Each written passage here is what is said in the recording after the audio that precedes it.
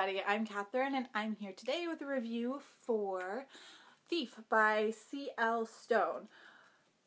You would think, because it says The Academy, it would be a part of the Academy series, but technically it's listed under the Scarab Beetle series, so I'm a little confused because that has nothing to do with the story yet anyways, so yeah.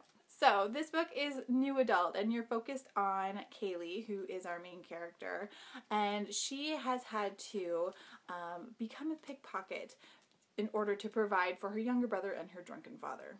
So it's during one of these pickpocketing outings that she has to do in order to provide for her family where she gets, I guess you could say, targeted by this group of really good looking guys, and she is scared because she thinks they're the cops, but they're not the cops. They're some sort of secret organization that never really fully gets explained in the book, which is kind of annoying. But anyway, so they pick her up. They kind of half kidnap her, half not kidnap her, because they give her really good incentive to help them. And she becomes entwined in this renegade spy type deal and basically seeking out information that they need for whatever reasons they need it, because it's very secretive. The entire book is like one big mystery because you never really find out exactly what's going on. And then even when you do find out what's going on, it's not necessarily what's really going on. Yeah, I'm still lost. And I have so many questions and I need the second book like now because of it. But anyways, I digress. So in this group of guys that Kaylee gets taken into, you could say, we have Mark, who is kind of the leader, not really the leader, but he has two colored eyes. That's pretty much the way he's described. We have Raven, who is Russian, and if my documentary watching has taught me anything, I watched one about Russian prisons a while ago. But anyways, he has Russian prison tattoos on him, and it makes me very interested for the next book to see if my hypothesis is correct about him, because he's, I mean, the rest are mysterious, but he's like super mysterious Russian guy. And then you have the twins, Corey and Brandon, who are completely identical aside from Corey having prettier eyes and Corey being really nerdy looking in comparison to Brandon. And then there is Axel, who's technically the boss man, and he makes a very memorable first appearance in the book. It's kind of awesome. I was laughing really hard. And then you have this other guy on the team who, I mean, he doesn't really have a point because he's not really in most of the book, and I believe his name is Kevin. I mean, he made that little of an impression on me that I can't even remember his name. You are taken throughout this entire book on this crazy adventure with Kaylee and helping these guys and finding out the information they need and just insanity. And you're left wondering, like, who's right, who's wrong, what is right and what is wrong, and who's the bad guy, who's not the bad guy, is the bad guy really the bad guy, are the good guys the bad guys, what is this Academy thing? There are so many questions you ask yourself while reading this book, and not all of them are answered, and it is frustrating, but awesome to make you want to read the second book, because I would like to have it now. So you would expect in a book like this, you know, blossoming into 20-hood girl with 5 really good-looking guys, for there to be romance, but there's not really. There's a lot of making out. There's no sex, which is a good thing, I guess. Yeah, because if she had sex with every guy she made out with, I'd be questioning her. Especially because, like, the entire book takes place over 3 days. She makes out with a lot of guys in 3 days. But whatever.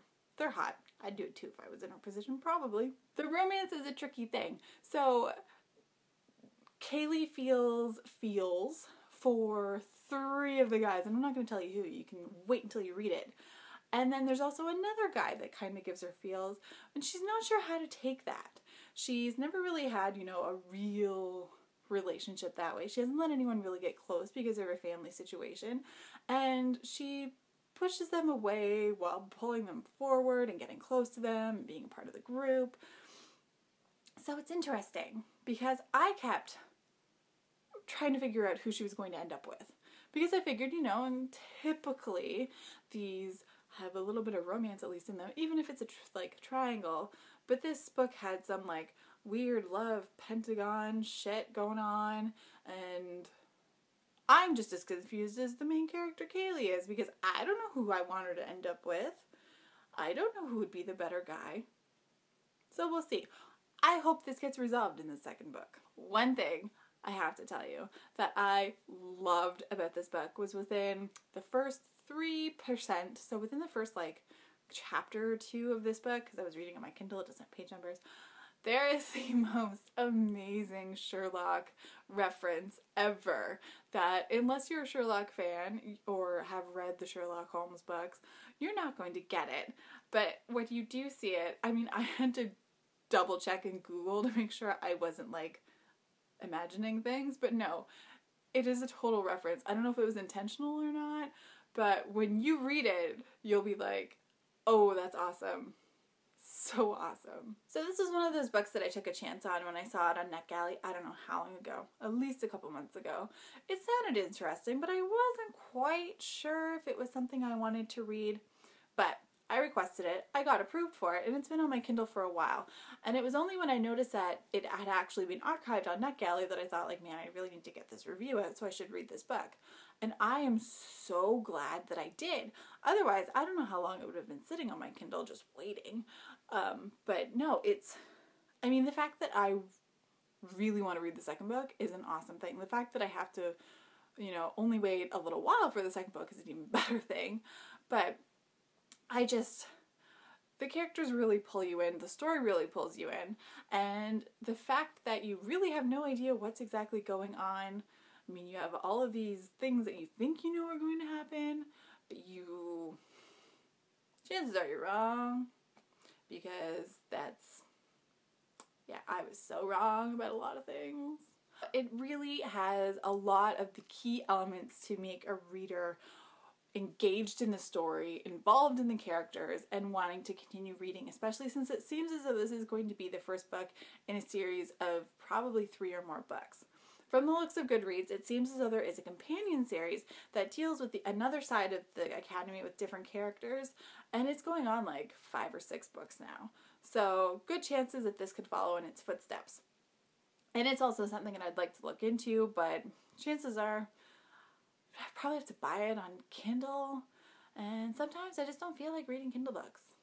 So we'll see. Long story short, which never really means what it says it does.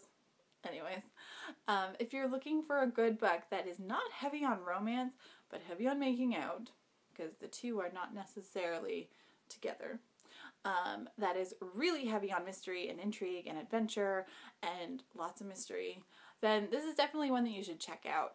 It is not one that was on my radar up until the point that I actually picked it up to read it, and I think that was a good thing, because then I went into it pretty much blind, not knowing what to expect, and being completely blown away by how great it was and how great the characters were.